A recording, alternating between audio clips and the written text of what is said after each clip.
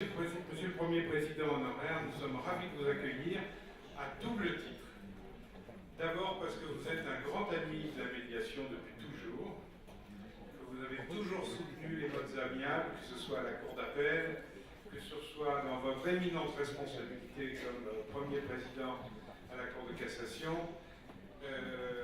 Et nous pouvons en témoigner puisque à cette tribune figurent deux médiatrices, dont une que vous avez reçue avec moi et les 4 autres garants dans le cadre de l'expérience menée par les médiateurs et en particulier par ceux de l'AMM pour le grand débat, puisque nous en avons animé plus de 200 en France. Et vous avez eu la gentillesse d'accepter de participer à notre Assemblée Générale, donc nous vous en remercions.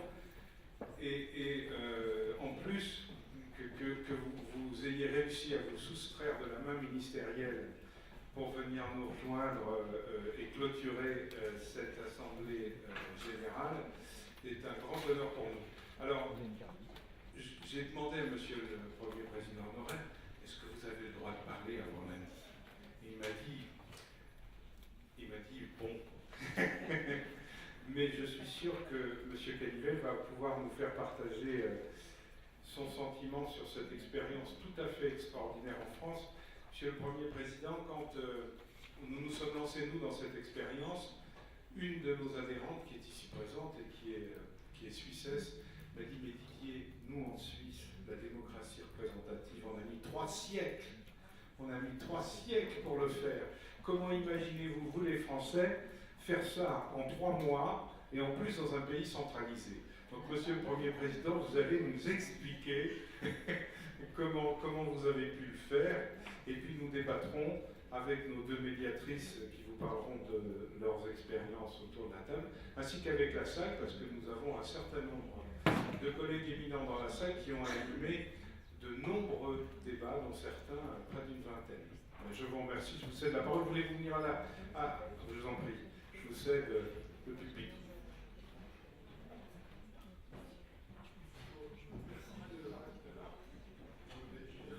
C'est pour ton accueil et pardon d'avoir versé l'ordre de notre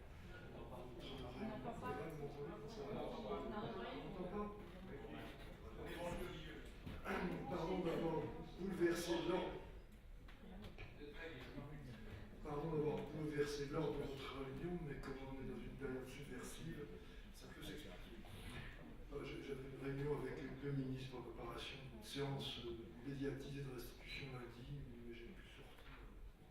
Voilà, en tout cas, je suis content de me trouver parmi vous, content de me trouver parmi les médiateurs, c'est-à-dire dans un milieu que j'ai essayé d'un peu explorer quand j'étais au moins premier président de la Cour d'appel de Paris. Alors, vous m'avez demandé de parler d'un sujet, c'est vous qui avez choisi le sujet. Renouveler la citoyenneté. C'est un sujet ambitieux et finalement, je suis assez content de l'adopter.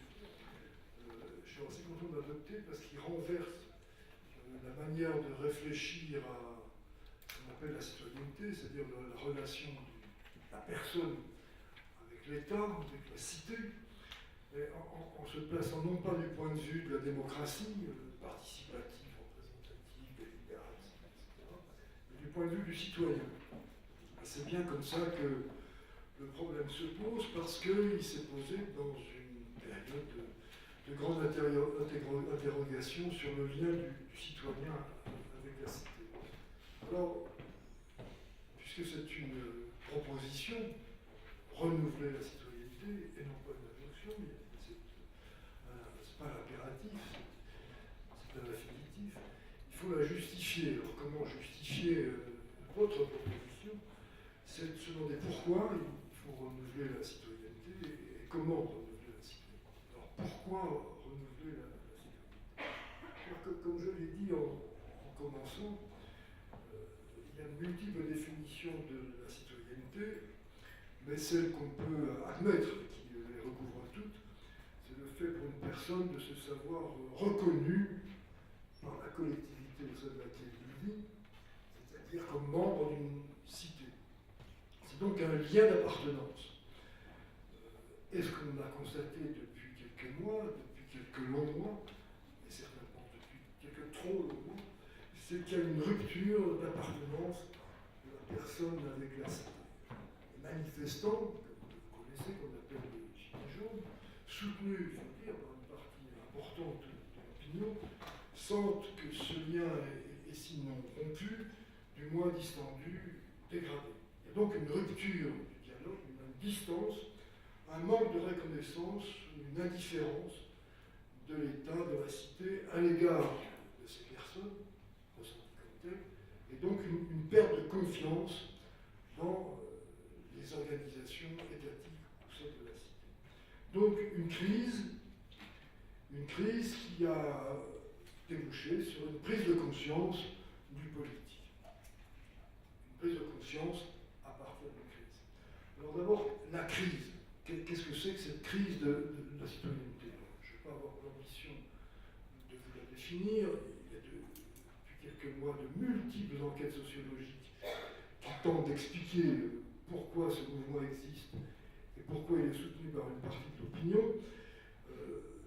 Simplement, si on se rapporte à ce que je qualifiais comme lien d'une personne avec la cité, quelles sont ces ruptures? La dégradation de ce lien. D'abord, ce qu'on peut dire, c'est que, on le voit bien dans les revendications, c'est une rupture du lien de représentation. Autrement dit, les citoyens dans une démocratie représentative, dont on a parlé, ne se sentent plus représentés par les représentants qu'ils ont élus. Donc, un sentiment à l'égard de ces représentants, le sentiment de ne pas être écouté, des décisions politiques qui sont prises sans autre considération que les destinataires, sans concertation, sans consultation. Et ces citoyens se ressentent davantage comme des objets que comme des sujets. Autrement dit, l'objet des politiques publiques, ce qui correspond pour eux à une atteinte à la dignité, puisqu'on ne les reconnaît plus en tant que personne.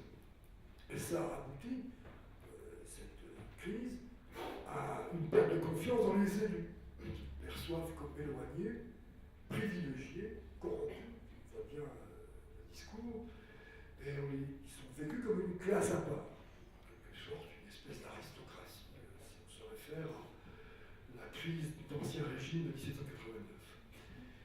À l'égard des élus de la nation, la crise à l'égard des maires est différente. Il n'y a pas une perte de confiance à l'égard des maires, qui sont encore dans la démocratie de proximité, mais une perte de pouvoir des maires. Une perte de pouvoir des maires qui est ressentie dans les petites communes, surtout dans ces petites communes, cette crise a pris naissance, ressentie dans ces petites communes parce que le maire n'a plus de pouvoir. Absorbé dans une démocratie locale à peu près incompréhensible, entre des communes, des regroupements, etc., etc. Donc ils perçoivent plus où se prennent les décisions, et quand ils adressent au maire, le maire leur dit que ce n'est pas dans ses pouvoirs. Donc on voit bien que le maire est toujours reconnu, mais il est reconnu comme impuissant.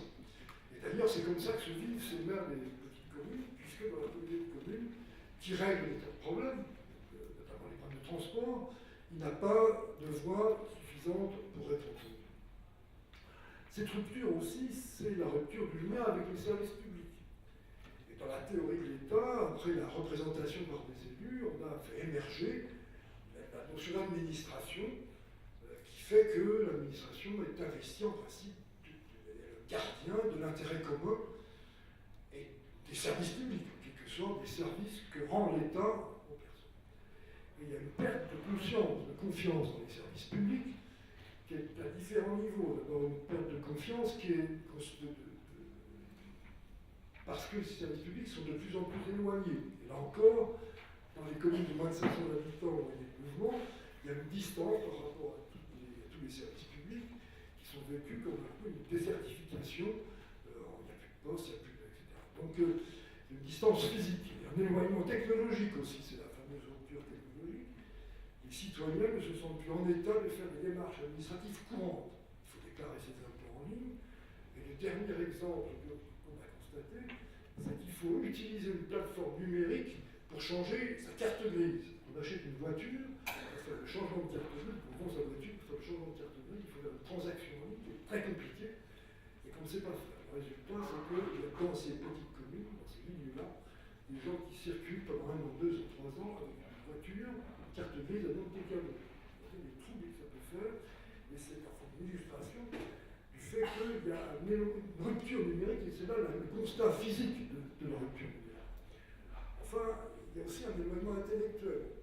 Dans ce discours qu'on entend maintenant, on entend la perte de rationalité des services publics, une espèce d'absurdité du service public, qui est due à de multiples choses, mais enfin, c'est ce qu'on entend, le millefeuille administratif, etc., etc. Donc, on ne comprend plus bien comment fonctionne l'État. Un éloignement sociologique aussi. On a beaucoup de revendications qui contestent le statut protégé des fonctionnaires. Ils ont des avantages, la sécurité de l'emploi, des retraites, etc. Donc on se méfie du fonctionnaire qui a un statut particulier, et on se méfie davantage encore du haut fonctionnaire, qui est considéré comme un personnage avide, ses rémunérations sont excessives, on voit ça dans la presse, et par conséquent, là encore, une perte de confiance dans ceux qui se situent au niveau supérieur de la fonction publique. Il y a aussi et surtout, je pense, une rupture du lien de reconnaissance. Le citoyen, la personne ne se ressent plus comme égal aux autres. Il a l'impression d'être discriminé. C'est la fameuse dégradation du principe d'égalité qui se traduit dans un sentiment d'injustice, qu'on peut décliner comme injustice fiscale, grande revendication sur l'égalité fiscale, on parle de niche, de fraude fiscale, etc. Un sentiment d'injustice sociale, qui ne sont pas égales par rapport à l'accès aux services sociaux, et un sentiment d'injustice économique, puisque nous vivons dans une société de marché, les gens revendiquent une égalité d'accès à la consommation de base. Autrement dit, je vais dans un supermarché, je vois comment mon voisin remplit son caddie. Si je ne peux pas faire la même chose, je trouve ça fondamentalement inégalitaire. Donc, c'est la question du pouvoir d'achat qui anime beaucoup le débat public. Et enfin, il y a une double perte de confiance, à mon avis, à plus long terme. La première, c'est dans la capacité de l'État à régler les problèmes de l'environnement. Beaucoup de revendications portent sur l'écologie, et le fait que l'État n'investit pas suffisamment cette question-là, et le sentiment que ça dépend complètement de l'État, mais que ça dépend de l'Europe. Là, on voit bien qu'il y a la nécessité, l'urgence, de constater d'agir dans la transition écologique, mais aussi une impuissance, parce qu'il ne va pas assez loin et assez vite. Et enfin, ce que je constate tous les jours, ces manifestations successives violentes ont aussi fait perdre aux citoyens la confiance dans la capacité de l'État de garantir la sécurité des personnes et des biens. C'est un sentiment qui est né récemment. Chaque manifestation, la destruction des incendies, des décès, c'est une perte de confiance dans la capacité de l'État de rétablir l'ordre. Et le fondement principal de l'État, c'est bien celui-là, de garantir la sécurité des personnes et des biens. Et on a l'impression que c'est mal assuré, et ça inquiète. Il y a un article dans le Monde qui parlait des insomnies du vendredi soir, au moins pour un certain nombre de Parisiens qui vivent dans les circonscriptions où il y a des manifestations violentes. On se demande le vendredi ce qui va se passer le lendemain. Donc il y a là en fait un espèce de sentiment d'insécurité. Un sentiment d'insécurité qui a donné lieu à une prise de conscience du politique. Une nouvelle compréhension, semble-t-il, à partir du mois de décembre dernier, de la position du citoyen dans la cité et le sentiment qu'il devait faire quelque chose. Alors ça se traduit très bien, si vous avez la curiosité de la lire, de la relire, dans la lettre aux Françaises et aux Français du président de la République du 13 décembre dernier. Tout est dit dans cette lettre, dont on n'a pas, à mon avis, compris suffisamment l'importance institutionnelle, constitutionnelle même, parce qu'elle est trop longue, elle se noie dans des thématiques que les gens ne comprennent pas bien, mais il y a quand même une prise de conscience et une nécessité d'agir. Si on regarde la première partie de cette lettre, on voit bien que le président de la République, dans des termes et dans des phrases un peu alambiquées, prend conscience de cette crise. On parle d'interrogation des citoyens, d'incertitude, d'inquiétude, de trouble des personnes. On parle d'insatisfaction, de colère, du sentiment d'indignité de vie, comme ça, du manque de reconnaissance du travail, de la perte d'égalité des chances, la possibilité de progresser par le mérite, la balle de l'ascenseur social, le système d'éducation par exemple, les inégalités économiques et sociales et la justice sociale. Dans cette lettre, on trouve ce constat. Pas de manière simplificatrice, comme je viens de le dire, mais tout ça est exprimé. Donc il y a bien une prise de conscience du malaise dont j'ai parlé tout à l'heure. Et à partir de cette prise de conscience, il y a une nécessité de répondre. Et que dit le président de la République? Il dit il nous faut y répondre par des idées claires. Est-ce que ça suffit? En tout cas, il va un peu plus loin, puisqu'il dit mais comment on va avoir ces idées claires pour refonder ce lien de citoyenneté et pour apaiser ces sentiments d'inquiétude, de colère, de malaise, etc. Alors, l'ambition est assez grande, puisque les lettres disent elles-mêmes, il faut bâtir un nouveau contrat avec la nation. Bâtir un nouveau contrat avec la nation, c'est pas rien quand même. Et en proposant des conclusions, une consultation, pour rebâtir ce lien avec la nation, il propose une consultation. Qu'est-ce que c'est qu'une consultation? On va se référer à la Constitution. Comment est-ce qu'on consulte les citoyens? La Constitution dit il y a deux manières de consulter les citoyens: l'élection, suffrage, démocratie représentative, et le référendum, démocratie directe. Ben, c'est pas là-dessus qu'on va se fonder. On va se fonder sur autre chose, une consultation qui n'est ni une élection ni un référendum. Alors qu'est-ce que c'est? Eh bien, c'est le recueil d'une expression personnelle correspondant à votre histoire, dit-il aux Françaises et aux Français, à vos opinions, à vos priorités, qui est ici attendue par moi, président de la République, sans distinction d'âge et de conditions sociales. Donc une consultation de l'expression personnelle des citoyens. Voilà ce qui est engagé dans le but de renouer avec la vie politique, la vie de la cité, et pour permettre aux citoyens de se réapproprier le collectif, l'appartenance à l'État, et ce qu'on dit, lui dit la lettre, faire œuvre utile pour l'avenir de notre pays. Voilà l'injonction qui est adressée par ce qu'on appelle, que vous avez tous vu nommer, il est nommé dans cette lettre, le grand débat national. Un grand débat qui devrait permettre de répondre à la deuxième question: comment renouer le lien de citoyen? Alors,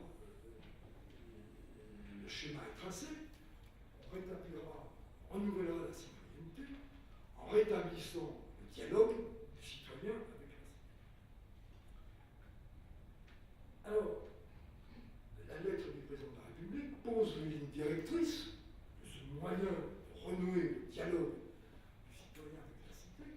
D'abord, je le répète, en disant on ne va pas emprunter les voies institutionnelles traditionnelles, pas d'élection, référendum, pas d'élection. Pourquoi? Parce qu'il n'a pas. Il pouvait dissoudre l'Assemblée nationale, il n'a pas fait, provoquer une mauvaise élection. Il pouvait faire un référendum, il n'a pas fait non plus. Il a choisi la troisième fois que je vous ai indiqué de recueillir de nouveaux moyens d'expression, donc renouveler les moyens d'expression personnelle des citoyens à l'égard de l'État, des services publics. Alors d'abord, des moyens d'expression individuels. Et c'est ce qui est mis en place dans ces instituts, cette construction des contributions personnelles, c'est-à-dire on met à la disposition des citoyens une plateforme numérique à laquelle ils pourront aller pour répondre à des questions sur les thèmes indiqués par le président de la République: transition écologique, fiscalité, accès aux services publics, citoyenneté. Donc 4 thèmes qui sont assez largement définis. Les thèmes qui sont définis de manière assez large, puisque le président de la République, après avoir énuméré ces 4 thèmes, parfois se plaît à nous souligner, je l'ai dit 2 fois ou 3 fois, le citoyen peut s'exprimer sur n'importe quoi, sur n'importe quel sujet dont vous auriez l'impression qu'il pourrait améliorer votre existence au quotidien. Donc ça veut dire qu'on vous invite à vous exprimer non pas en tant que citoyen politique, mais en tant que citoyen sur sa vie personnelle. Qu'est-ce que vous ressentez, vous, dans vos relations avec la cité? Donc une plateforme avec un questionnaire sur cette thématique auquel vous répondre ça. Alors apport qu'ont les garants dans cet appareil, on peut parler de ça, c'est de dire immédiatement, lorsqu'on est pris en fonction, de dire ça ne va pas. En fait, ces questions sont trop fermées, même s'il y a une ouverture, elle n'est pas traduite dans ce questionnaire. Donc il faut que cette plateforme, ou que ces moyens d'expression individuels soient beaucoup plus larges. Donc on a fait en sorte que ça élargisse la consultation citoyenne. Et là on a vraiment élargi, puisque tout mode d'expression est pris en compte. Autrement dit, non seulement les contributions individuelles sur la plateforme, les lettres adressées à la mission, les lettres adressées aux garants, les lettres adressées au président de la République, au Premier ministre, toutes les lettres qui concernent ce domaine sont centralisées et seront exploitées. Donc une large consultation, à la fois sur le canal des communications, mais sur les moyens d'expression. Ce qui va poser, on le verra après, on le voit maintenant, des problèmes pratiquement insolubles d'exploitation de ce matériel. Je n'ai pas les chiffres sous les yeux, mais ils sont considérables. On ne va pas faire ici de la mathématique, vous les trouvez dans la presse partout, la matière à examiner est assez considérable. Et des moyens d'expression collective. Qu'est-ce que c'est que ces moyens d'expression collective? On rapproche de ce qui était votre rôle dans ces moyens d'expression collective. C'est ce qu'on appelle les réunions d'intérêt local. L'initiative, autrement dit, on a dit à tout le monde, à tous les citoyens, vous avez la possibilité, vous n'importe qui, élu, pas élu, syndicaliste, d'organiser des réunions pour réfléchir, pour faire des propositions. On dit, tout le monde a organisé. La seule condition, c'est qu'il fallait que ces réunions d'initiative locale, elles rentrent à la fois dans les thèmes, et comme on l'a vu, les thèmes sont très larges, et qu'elles répondent, elles s'engagent à respecter une charte du débat. Vous l'avez vu, c'est une charte assez simple. On dit que chacun doit respecter l'autre, écouter sa parole, et qu'on n'est pas là pour s'entre-déchirer, mais pour essayer de trouver des solutions communes. Donc une charte, un peu de discussion paisible sur des sujets généraux. Donc là, si on rentre dans les purs, on désigne un responsable, on donne le thème sur lequel on ouvre la conférence, et on s'engage à respecter la charte. Et à partir de là, dans des cafés, dans des appartements privés, dans des cinémas, partout. On a vu naître des conférences citoyennes, plus de 10 000, sur les communes, c'est quand même, enfin, plus de 10 000 communes, ce qui est quand même pas mal, avec une grande liberté d'organisation. C'est à la fois un grand avantage, chacun peut faire ça comme il voulait, mais un grand défaut d'incohérence, et surtout de qualité très diversifiée. Il y a des réunions d'intérêt citoyen local remarquables, il y en a d'autres, j'ai assisté, qui ont été assez pauvres, assez stériles. Donc, une grande agitation collective qui a permis encore de faire remonter une masse d'informations assez considérable dans la mesure où on n'a pas donné de véritable consigne sur la manière de rendre compte de ces réunions. Donc, chacun est allé de sa manière de rendre compte de la réunion et a envoyé soit sur la plateforme, soit de manière libre à la mission. Donc, une expression assez libre, là encore, ça va poser des questions d'exploitation assez considérables.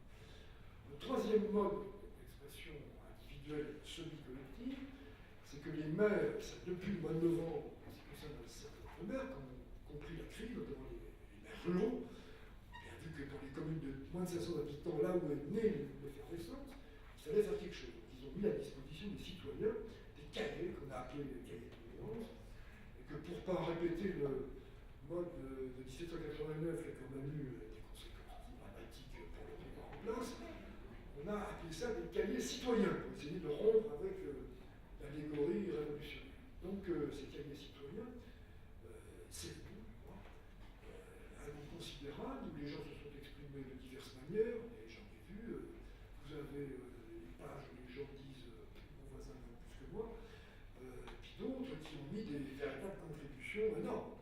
Les maires qui ont mis toute la collection de bulletins municipaux pour dire ce qu'il fallait faire. Donc, une masse considérable, envoyée là encore à la mission, et qu'il va falloir exploiter. Donc on a une expression collective. La seule volonté de cette expression l'expression individuelle et collective du président de la République, c'est de dire j'attends de vous des propositions structurantes. Autrement dit, vous ne pouvez pas me dire n'importe quoi. Je veux que vous vous rendiez compte de tous ces débats, que ces débats aboutissent à des propositions pratiques, et que ces propositions soient structurantes pour reconsidérer la vie politique. Autrement dit, pour reconsidérer le rôle du gouvernement, le rôle du Parlement, et même la relation de l'État avec l'Europe. On voit que le champ des propositions est immense. Et voilà ce qu'a demandé le président de la République, et voilà ce qui s'est déroulé jusque-là. Alors si, c'est rapidement, puisque je viens d'assister en préliminaire à la présentation du bilan, qui sera livré lundi, en gros, qu'est-ce qu'est exprimé tout ça? On a bien, me semble-t-il, utile à ce débat, touché ce qui pouvait s'intéresser. D'abord, une volonté de s'exprimer, d'être pris en considération. On dit je m'adresse à l'État dans des contributions individuelles. Une volonté de discuter. Une volonté de discuter avec son voisin, avec les personnes qui appartiennent à une commune, d'échanger des idées, et sans parti politique. Autrement dit, il y a des partis politiques évidemment qui représentent un parti politique qui était là. La volonté de dialogue, elle a dépassé ça. Autrement dit, de discuter d'autres questions que celles qui sont débattues dans le débat politique. Donc, si on constate, on peut décliner à perte de vue cette volonté de parier ensemble, de construire ensemble, etc., qui est une vraie réalité, sur quel fondement? Si ce n'est pas fondé sur des clivages politiques, je crois que c'est fondé sur un dialogue sur les conditions de vie. C'est-à-dire que l'intérêt de tout ça, c'est que les gens se sont exprimés sur les difficultés personnelles qu'ils rencontraient dans leur manière de vivre. Dans des communes distantes de 20-30 km des agglomérations du travail, le fait de prendre sa voiture tous les jours, de ne pas avoir de transport en commun, de payer cher l'essence, etc. Tout ça, les gens doivent exprimer. Souvenir d'avoir assisté à un anniversaire marquable organisé par des familles, chefs de famille monoparentales, où des femmes essentiellement, mais aussi quelques hommes, expliquaient pourquoi ils avaient du mal. Ils n'étaient pas reconnus comme famille monoparentale en fonction de en dépit l'ensemble des dispositifs juridiques dont ils pouvaient bénéficier, mais simplement pour faire remonter un problème que moi je connais bien, vous connaissez sans doute tous, c'est que 40% des pensions alimentaires dues par un époux à l'autre, celui qui a la garde des enfants, ne sont pas payées. Donc, si vous voulez, il y a quand même, on voit ça, c'est nouveau, que depuis 50 ans, l'État examine ça, regarde la vie de ces gens et ne trouve pas solution sur ce qui est le plus important. Donc, c'est ça la vraie compréhension. Et ce qu'il fallait pour ça, et c'est là où les médiateurs ont un rôle important, c'est qu'il fallait une technique de libération de la parole. Autrement dit, il ne s'agit pas de mettre des gens dans la même pièce et de leur dire vous allez discuter. D'ailleurs, on voit bien que dans tous les cas où ça se fait comme ça, sans préparation, ça ne marche pas. Il y a peut-être des discussions, mais qui ne débouchent pas sur les processus. Donc il faut organiser le débat. Il faut que des gens se professionnalisent, ou en tout cas apportent un certain savoir-faire pour arriver à libérer la parole publique. Et ça, il y a eu beaucoup de réflexions là-dessus. Alors il y a certes des institutions, on a en France, personne ne le savait, une commission nationale du débat public, dont c'est le métier.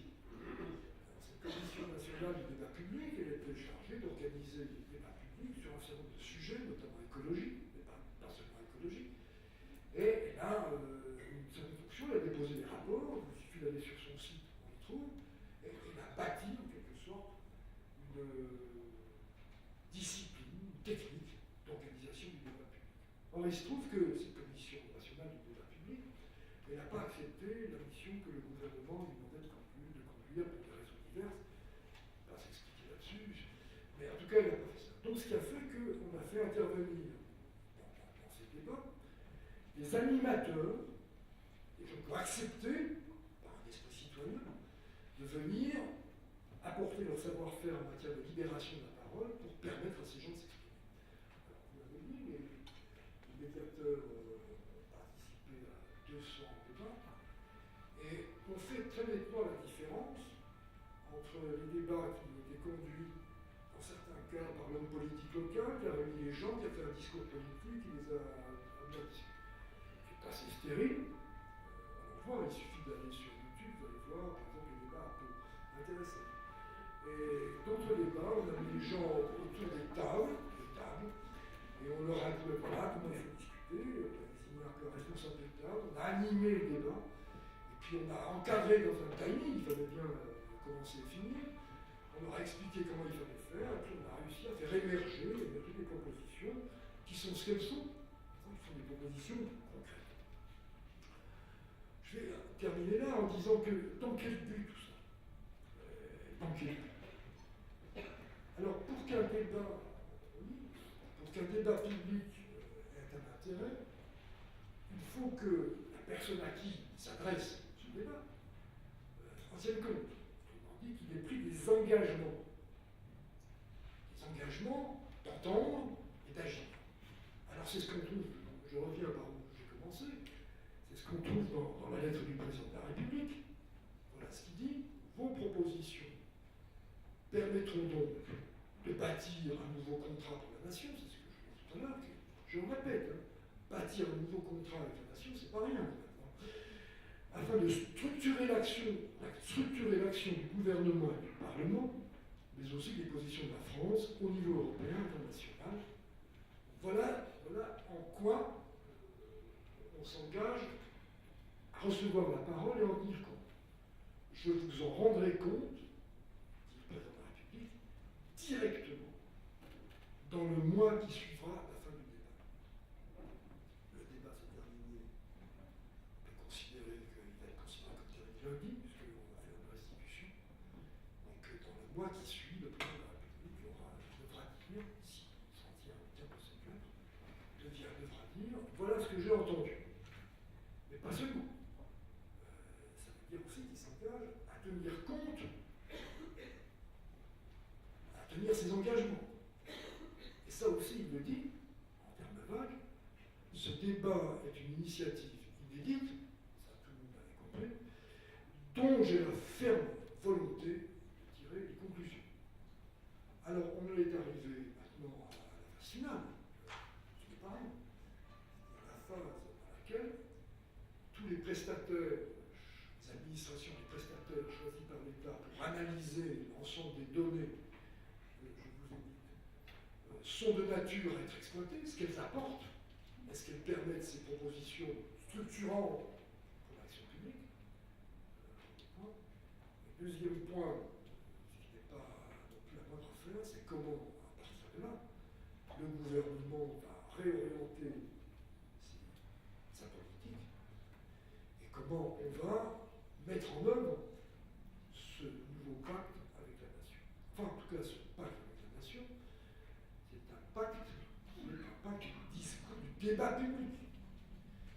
C'est un pacte du débat public qui commençait avec les conférences citoyennes régionales, mais à partir du moment où les citoyens ont pris la parole, ils ne vont pas la lâcher, ils s'attendent qu'on continue à débattre de ces grandes orientations de la politique. Non pas pour les substituer à la démocratie représentative, on ne va pas supprimer les députés, on va les réduire, mais non pas les supprimer. Donc on ne va pas supprimer la démocratie représentative. Ce que l'ambition qu'on peut avoir, c'est de la pondérer, de l'éclairer par ces débats publics sur les grandes questions de politique de la nation. Alors dans ce débat, je le répète, vous avez un rôle, celui de favoriser, de libérer la parole. Vous avez fait l'expérience dans vos participations aux réunions d'initiatives locales, dans les conférences citoyennes régionales, j'ai vu certains d'entre vous dans ces conférences, comme animateurs de table. Donc il y a la place, à mon avis, pour un nouveau savoir-faire, qui est un savoir-faire finalement assez simple dans son principe, c'est de porter attention à la parole de l'autre, de l'entendre, de pouvoir la restituer, la relancer dans un dialogue qui peut être à deux, de le faire dans les médiations que vous pratiquez, qui peut être à plusieurs.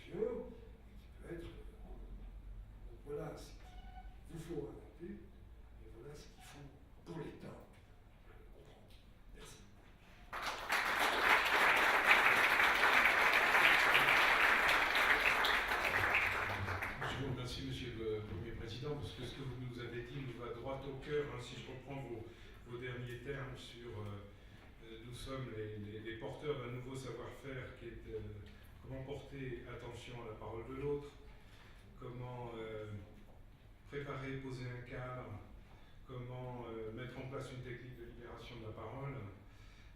Donc c'est bien, c'est intéressant parce que quand les 5 garants nous ont demandé, l'Association nationale des médiateurs, de venir faire un retour d'expérience, alors il y avait beaucoup de choses et je pense qu'on va en parler dans les minutes qui nous restent, et en particulier avec les 2 témoins que j'ai autour de moi, mais aussi avec tous ceux qui sont dans la salle, parce que beaucoup ont participé.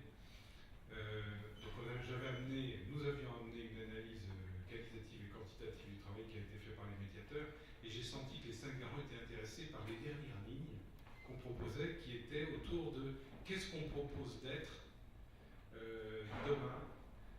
Et on disait que, bon, on n'avait pas la boîte magique, mais ce qu'on avait envie de faire, et ce pourquoi on se portait volontaire, c'est d'être quelque part, contribuer et être garant de la paix sociale dans ce pays, et trouver un rôle permanent pour le médiateur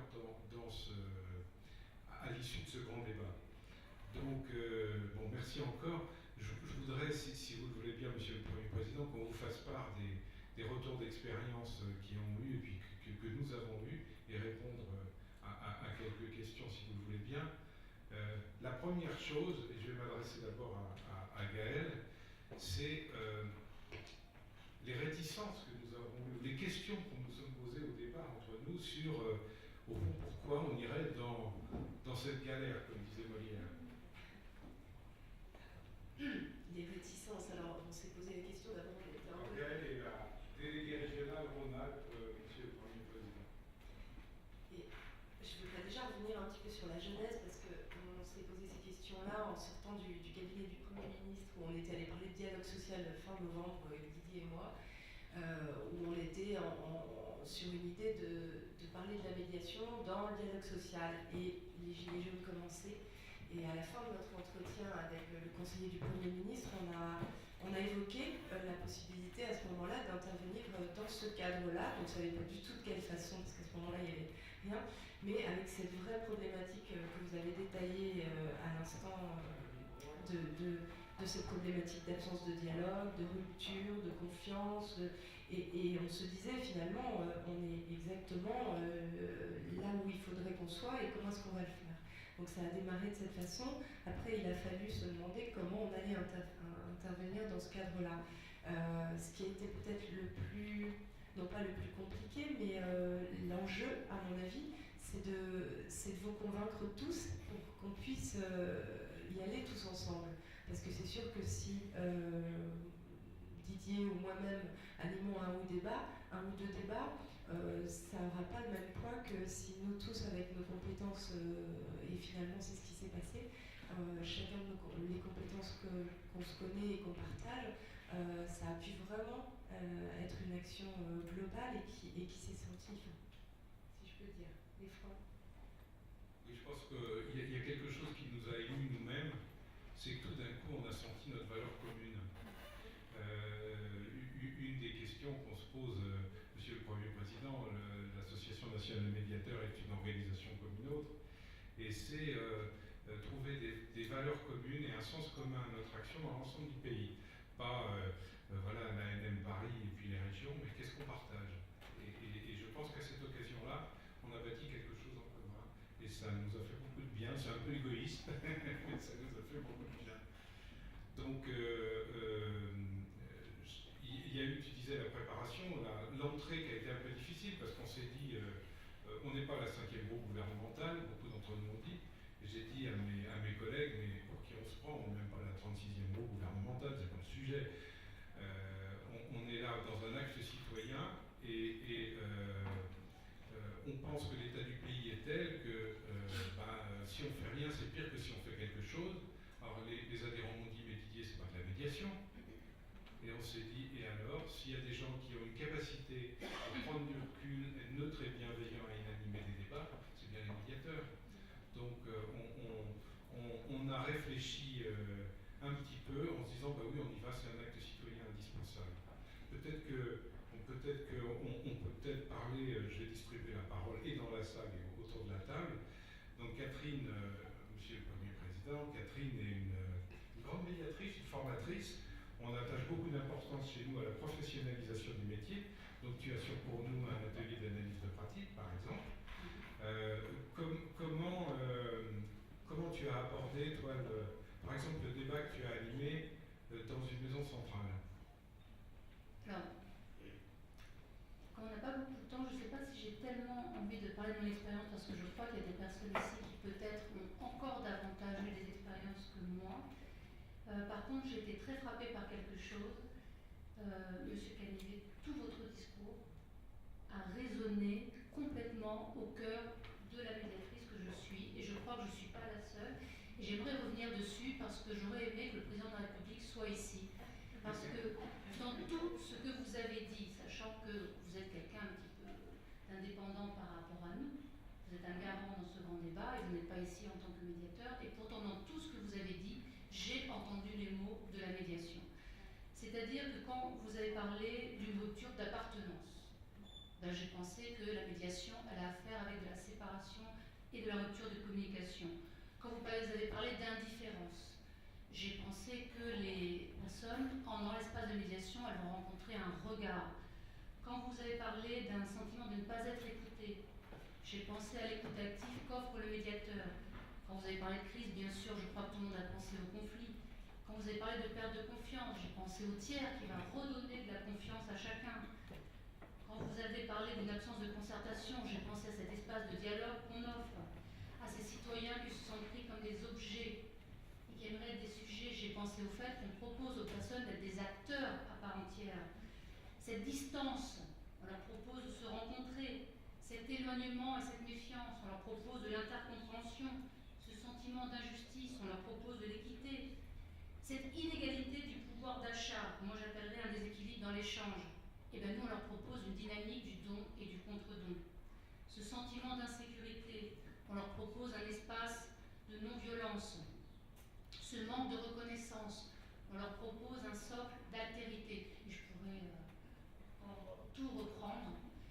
Et donc à chaque fois dans tout ce que vous avez dit, résonnait en moi ce que la médiatrice espère pouvoir offrir. Et c'est quelque chose que j'avais vu précisément, j'avais l'honneur d'être avec vous à la maison centrale de Poissy, c'est-à-dire le fait qu'on était réellement au cœur de l'humanité et au cœur de quoi dans l'humanité, cette aspiration à pouvoir rencontrer l'autre. Parce que je ne me structure que dans la rencontre avec l'autre, et on sait que dans l'espace de médiation, on va d'abord construire un espace d'altérité. C'est-à-dire que lorsque vous nous proposez d'intervenir dans une technique de libération de la parole, je me dis oui, bien sûr, mais pas seulement. Parce que l'enjeu, il est pas simplement civique, pas simplement politique, il est humain. Et donc dans tout ce que vous avez dit, j'ai ressenti ce que je ressentais déjà dans les médiations que je fais depuis 15 ans, et à chaque fois c'est la même chose, c'est à quel point c'est utile et à quel point c'est précieux. Et du coup, je me dis que ce fameux nouveau contrat avec la nation, qui serait un nouveau contrat social, il y a 2500 ans, Platon avait proposé quoi dans sa République? Que le politique soit philosophe. Eh bien, moi, en vous écoutant, je me suis dit que finalement, à tout prendre, c'est assez compliqué d'être philosophe. Il faut toujours un certain temps, et je crois que Platon lui-même avait renoncé finalement. Par contre, il y a une possibilité, c'est que le politique soit médiateur.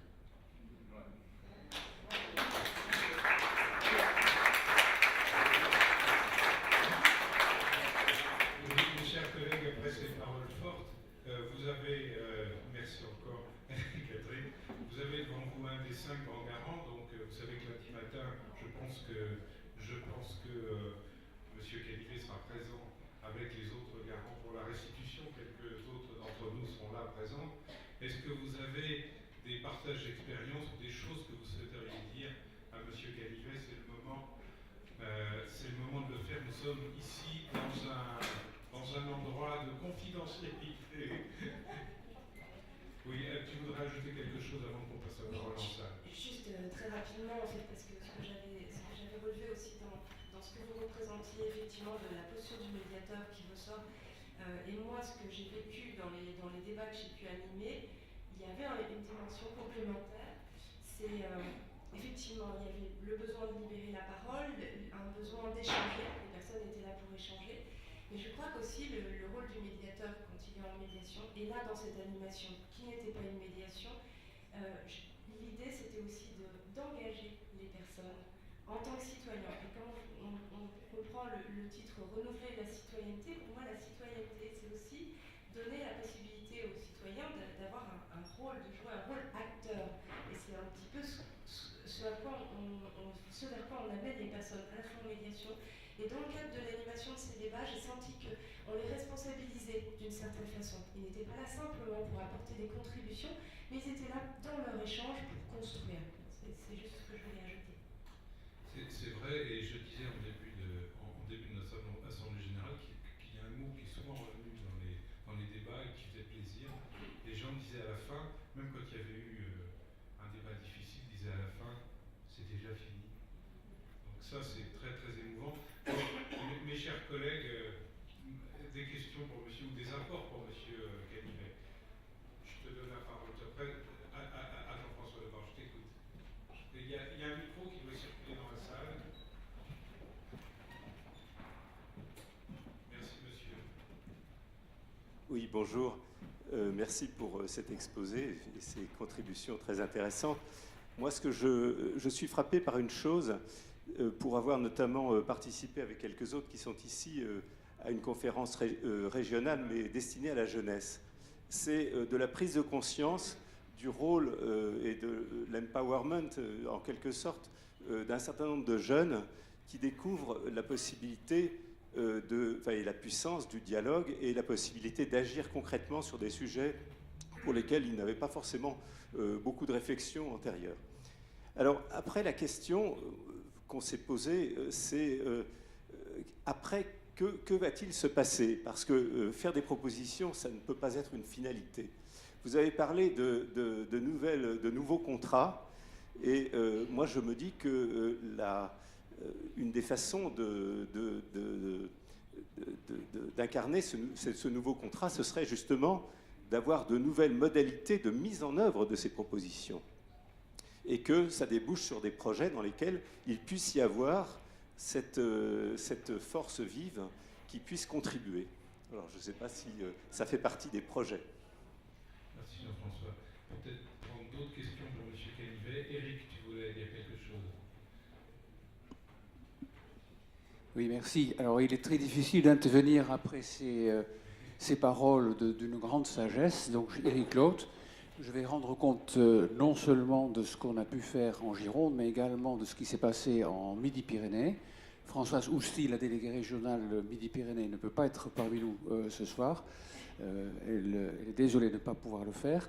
En Midi-Pyrénées, il y a eu plus de 33 débats qui ont été animés par une vingtaine de médiateurs. En Gironde, sous la houlette logistique de Mathias Poniatowski est présent, qui a fait un remarquable travail de coordination pour monter les débats. On a pu animer une vingtaine de débats et je partage entièrement ce qui... Pardon ? J'ai eu la préfecture qui m'a envoyé un mail ce matin. On a eu 220 débats en Gironde et on a animé à peu près une trentaine. En moyenne, on était sur les débats, il y avait deux animateurs, et sur les petites communes, il n'y avait qu'un seul animateur, mais il y avait à chaque fois un garant de l'organisation et un garant citoyen qui faisait le rapport pour qu'il y ait une totale transparence et indépendance. Et dès qu'il y avait plus de 80 personnes, il y avait deux garants et deux citoyens. Merci Mathias, merci Eric. Ce que je voulais dire, c'est juste, on a la chance d'avoir M. Canivet, donc prendre... Je vais y arriver à une question, justement. Ce qu'on peut attirer l'attention...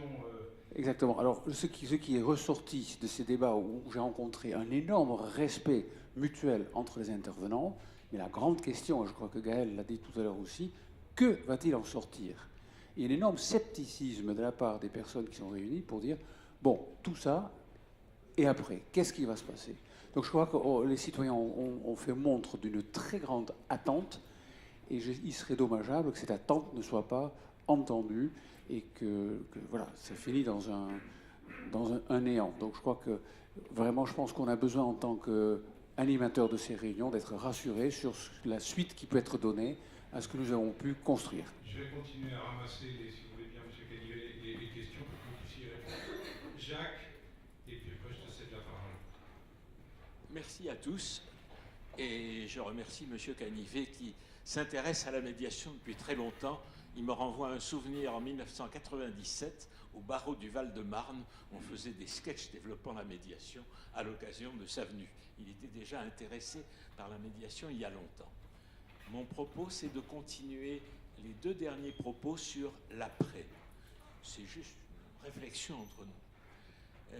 Réflexion au sens de, c'est vrai que par rapport aux habitudes en médiation, on est dans cette première phase de récupérer les propositions, ce que les gens disent. Alors, quant à l'après, je m'inspire là de ce que je sais, ce que j'ai appris sur les médiations collectives. Par exemple, les médiations environnementales. Il est clair que ce n'est pas du jour au lendemain qu'on va faire dialoguer le pouvoir ou, disons, de grandes entreprises quand il y a un barrage ou la SNCF, s'il y a des lignes, parce qu'ils ne vont pas se mettre à égalité dans une négociation. C'est eux qui ont le pouvoir, comme le gouvernement là, ou d'autres instances. Mais ce que l'on peut faire, là on a commencé, il y a 3 mots-clés. Le premier mot-clé en médiation environnementale, ça va être la consultation. C'est ce qu'on vient de faire. Mais après la consultation, vient un moment où il s'agit de dégager, et c'est le mot concertation. C'est-à-dire de faire que les gens qui ont parlé, ce n'est pas chacune de ces propositions et revendications, mais d'homogénéiser un peu entre ceux qui ont parlé des tendances.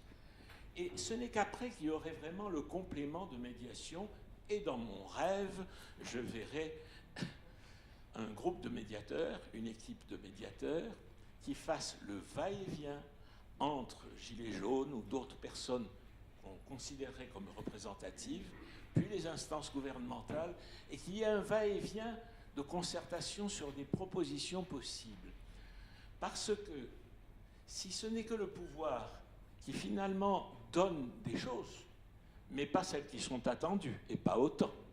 C'est-à-dire que les gens qui ont 900 € par mois, 1000 € par mois et 2500 € par mois, les retraites, enfin tout ce qui a été dit sur le pouvoir d'achat, par rapport au discours justifié, mais le lien social, la psychologisation, si vous voulez, des problèmes sociaux, il me semble que ça ne fonctionnera pas. Il y a des renoncements à avoir, et du côté des Gilets jaunes ou des personnes qui y sont, et du côté des gouvernements ou de ceux qui ont le pouvoir.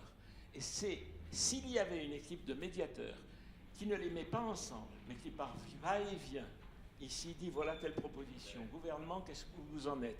Ah ça on ne peut pas faire, hein. D'accord, qu'est-ce que vous pourriez faire? Et je retourne avec les propositions là-bas. S'il y a tout un va-et-vient, comme on le fait parfois en médiation, qu'on y arriverait. Excusez-moi d'avoir été plus long que prévu. Jacques, c'est un principe de la Constitution de la République. Tout mandat impératif est nul. Donc normalement, les élus du peuple, ça devrait être leur boulot de faire du va-et-vient. Bon. Est-ce qu'il y a une autre question pour vous, un autre rapport pour monsieur? Attends, excuse-moi Mathias, j'avais demandé la parole à vous. Si je peux juste en profiter pour dire 2 mots là-dessus, moi quand j'ai animé les débats, j'avais plutôt le sentiment de faire le lien entre les personnes présentes dans le débat que d'être là pour recueillir des choses à reporter à un gouvernement. Enfin, et c'était une démarche très humble, je pense, de se dire on est là juste pour ça, mais c'est déjà bien. Donc c'était pas tout à fait la même chose, il me semble. Merci. Je pense que là, vous avez parlé sur l'après-consultation, notre rôle, ce que l'on pourrait faire, être le va-et-vient entre l'État, le gouvernement et les Gilets jaunes. Moi, dans les différents débats que j'ai eus, on m'a posé la question, ok, on a fait les débats, à quoi ça va servir? Et je pense que cette idée que vient d'avoir Jacques est, ma foi, une très bonne idée, parce que en fait, ce que les élus reprochaient ils ont voulu faire un peu certains débats par obligation, et à part certains mouvements politiques, et les citoyens qui venaient hors parti politique, c'est-à-dire soit Gilets jaunes, soit France Insoumise, venaient pour voir, mais ne réagissaient pas. Ils réagissaient une fois en fait que certains citoyens avaient fait des constatations et ensuite des propositions. Mais à chaque fin de débat, on entendait « Ok, mais à quoi ça va servir ?» Et voilà, et ça a été la question. Et même les élus, que ce soit des maires ou des députés, à part certains mouvements politiques, sont dit « Mais à quoi qu'est-ce qu'on va faire avec ça? Qu'est-ce qu'ils vont faire avec ça et comment ils vont l'exploiter ?» Alors, comment vous l'avez exploité, M. Canivet? Je vous remercie, vous nous l'avez expliqué. Comment, et vous avez bien fait de nous l'expliquer, parce que justement, ça a été la problématique. Et je trouve que l'idée, je pense que l'idée pour nous, médiateurs, et pour l'ANM, peut être l'effet d'être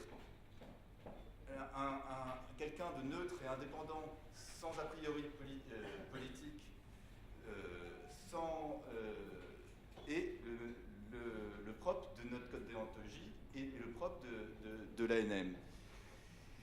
Et sur tous ces débats, ce que j'ai remarqué, c'est qu'il y a un véritable clivage entre les villes et les petits villages. Bon, comme Eric vous a dit, on vient de Bordeaux, et il y a un énorme clivage, justement. Quand vous avez parlé de communauté de communes, ça m'a fait rire parce que beaucoup de maires, en fait, m'ont dit « Oui, mais en fait, nous, on a un rôle dans cette communauté en fonction du nombre d'habitants. Et donc, on reçoit proportionnellement les dotations en fonction du nombre d'habitants, etc. » Et ils se sont sentis lésés. Et vous l'avez très bien exprimé. Et dans les communautés... Excuse-moi, mais là, on doit pouvoir libérer Monsieur Canivet. Et Georges a demandé la parole. Et même merci pour ta différence entre petites et grandes communes. Et puis d'insister sur la question du rôle du médiateur sur le va-et-vient. Georges, que voulais-tu apporter à Monsieur Canivet? Voilà, Monsieur Canivet, je me félicite, comme tout le monde ici à l'ANM, de votre présence. Je me suis posé la question, en tant que médiateur, au début, est-ce que nous avons notre place dans ce grand débat? Qu'est-ce que nous, médiateurs, on va y faire? Et parce que je tiens à la République, je suis très attaché à la République, à ses valeurs, à son fonctionnement, je me suis dit, il faut y aller. Et j'ai trouvé la réponse à ma question en y allant, parce qu'il n'y a que quand on va sur le terrain qu'on trouve les réponses à nos questions. Et la question, c'est qu'est-ce qu'il y a de parallèle entre ce que nous, on fait en médiation et ce que l'on fait dans le grand débat? Moi, j'ai été dans un grand débat là-haut dans le Nord, les Hauts-de-France, et j'y ai trouvé la réponse à la question. En médiation, on part d'une situation dans laquelle il y a, surtout dans les médiations collectives, que connaît bien Jacques et que je pratique aussi, il y a de l'émotion collective, il y a de la colère collective, et il y a souvent, au départ du problème, une inintelligence collective, de part et d'autre. Et puis, au fur et à mesure du travail qu'on fait en médiation, on voit émerger, on aide à émerger, on ne l'invente pas. Nous, médiateurs, on n'invente pas les solutions, mais on aide à faire émerger une intelligence collective. Et moi, c'est ce que j'ai dit aux gens qui étaient à ma table à Lille, à la fin de cette réunion. Je n'avais pas approuvé ou à désapprouver les propositions qui ont été faites, mais je leur ai dit que j'avais été extrêmement satisfait d'avoir vu cette émergence d'une intelligence collective. Et je crois que les médiateurs, sans s'en rendre compte parfois, mais dans notre pratique, au fur et à mesure de nos expériences, on fait émerger de l'intelligence collective. Donc ce qui serait intéressant, effectivement, ce que je voulais vous faire passer comme message, c'est que vous sachiez que les médiateurs sont capables non pas d'entrer dans le débat public ni dans le débat politique, ce n'est pas notre rôle, d'ailleurs ce n'était pas notre intention, mais par contre, on peut y apporter, on peut être apporteur de cette facilitation, puisqu'on était facilitateur, cette facilitation à l'émergence d'une intelligence collective. Et je suis toujours plus satisfait de voir l'intelligence collective se manifester par des propositions que voir la bêtise collective se manifester par toutes sortes de violences qui ne sont pas bonnes ni pour les personnes ni pour la République. Merci, Voilà. Georges. Deux dernières contributions avant qu'on laisse la conclusion à M. Canivet sur tous les thèmes que vous avez apportés. Madame, et puis Eric, je devrais connaître votre nom, je ne connais pas encore très bien pour le président. Madame s'appelle Dominique. Voilà. Alors, Dominique, tu as la parole. Monsieur le Premier Président, en fait, dans ce que vous nous avez dit et votre analyse de la situation, ce qui s'est passé révèle le besoin de parole, le besoin d'être entendu. Et comme vous l'avez justement dit, il existait une commission nationale du débat public dont personne ne connaissait l'existence ou très peu. Et ne revenons pas sur les raisons pour lesquelles elle n'est pas entrée dans ce débat. Il se trouve que je suis médiatrice et je suis aussi garante de concertation, et donc voilà.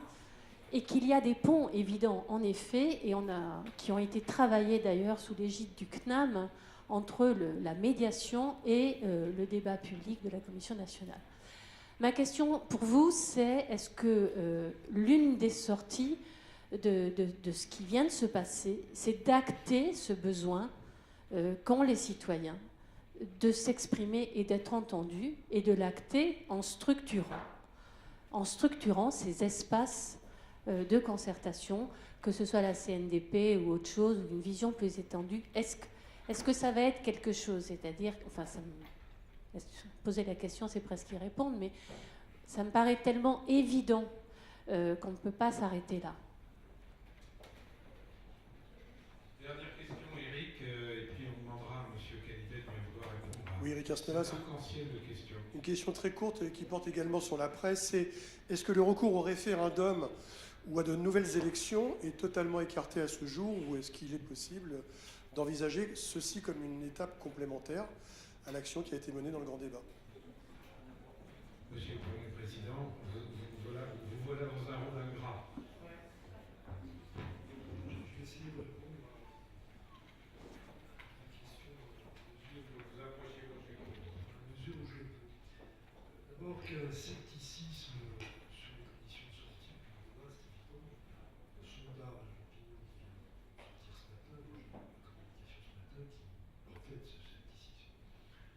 Alors, voici le petit. Je parle plus fort. Donc je disais qu'il y a un scepticisme à l'égard de la sortie de ce grand débat en ce qui concerne les mesures qui vont pouvoir être prises. C'est évident. Enfin, les sondages d'opinion font apparaître depuis des semaines, et le sondage d'opinion publié ce matin le montre bien. Et d'ailleurs, ce qui est inquiétant, c'est que le scepticisme augmente avec la fin de l'opération.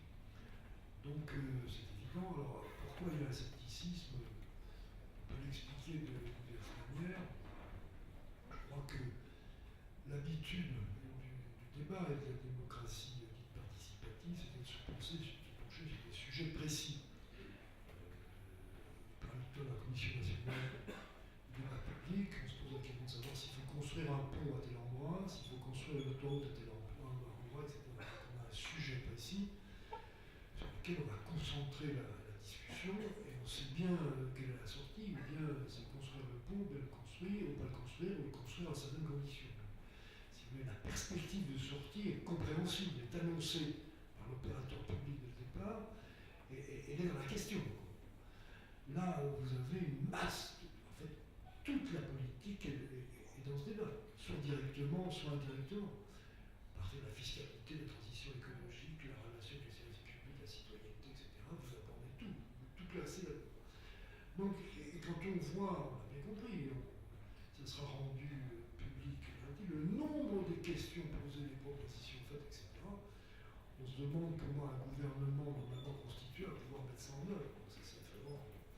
Alors, les garants, Dieu merci, s'arrêtent à la phase de restitution. C'est-à-dire que lundi soir, mardi matin, publier notre rapport mardi matin, on se dissout, on se dissipe et on ne fait plus rien. Donc, si vous voulez, c'est pas moi qui vais vous dire ce que le président de la République aura compris, ce que le gouvernement va faire, etc. En revanche, vous dire que tout le monde constate qu'il nécessaire d'introduire entre la décision publique et le citoyen un espace de discussion, de délibération, de débat.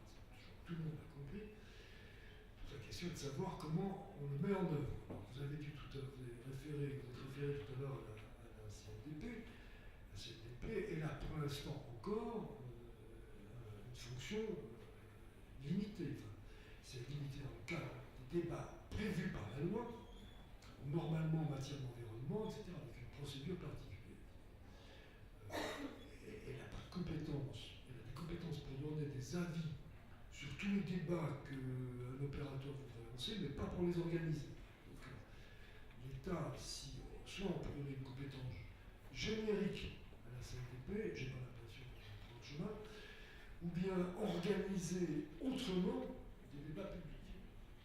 Alors, je ne vais pas vous dévoiler ce que sera le rapport des garants, mais il est clair que, comme tout le monde, on a bien compris cette nécessité de prolonger, en quelque sorte, ce qui vient de se passer, quelque chose d'assez réel, on ne peut pas le méconnaître. On voit la masse des gens qui ont participé à ça, il y a donc eu un moment de frémissement démocratique dans ce grand débat. Donc qu'est-ce qui va se passer après? Il y a déjà ça, il faut prendre ça en compte.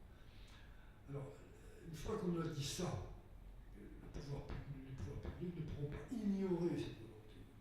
Ou alors on arrive à une déception maximale. Donc, et sur ce qui sera dit fondamental, où on veut débattre. Donc il va bien falloir prendre conscience de ça et le mettre en œuvre. Alors c'est là où j'en reviens aux dernières observations qui sont très intéressantes. Comment est-ce qu'on construit un groupe de personnes qui ont le savoir-faire pour organiser ces débats? Donc vous êtes allé plus loin, vous avez dit, mais comment est-ce qu'on passe à la médiation, à l'animation d'un débat public? On dit d'une technique qui consiste à rapprocher les points de vue pour trouver une solution entre elles, à l'animation d'un débat sur des questions de politique générale pour arriver à faire sortir des propositions. Alors même tous les rapprochements qu'on peut faire sont pertinents. Il y a quand même des techniques à adapter. On dit il faut mettre l'un à l'autre. En tout cas, ce que je crois, c'est qu'il y a un savoir-faire à construire. Et pour que ces professionnels ou ces sachants puissent être crédibles, il faut que leur technique soit lisible, qu'on puisse l'écrire, la comprendre. Donc c'est ça, à mon avis, qui est à bâtir. Il faut transformer en quelque sorte ce qui est la technique de la médiation et que vous maîtrisez complètement et la faire muter vers une autre technique si vous voulez occuper ce terrain. En tout cas, ce qui est certain, c'est que si on veut introduire dans la démocratie un espace de délibération, de débat entre le citoyen et la décision publique, que ce soit la loi, le règlement, etc., il faudra bien construire cette technique. Comment on met les gens en présence, comment on organise tout ça. Alors, on a vu ça, des techniques se développer dans les conférences citoyennes régionales. Vous avez les uns et les autres vu comment procédaient des sociétés spécialisées comme Respublica, etc., qui sont la technique d'organisation d'un débat public. Il y a aussi la technique d'animation d'un débat public, c'est-à-dire un débat d'un groupe de personnes qui font une proposition.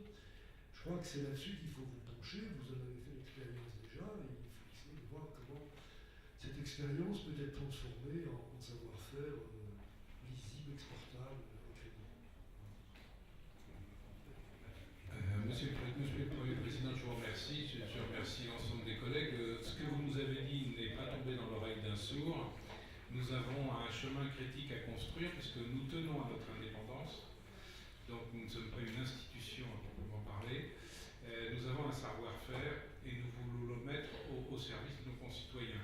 Donc il y a un chemin et je vous remercie d'avoir réussi à vous soustraire des soucis ministériels pour passer ce beau moment avec nous.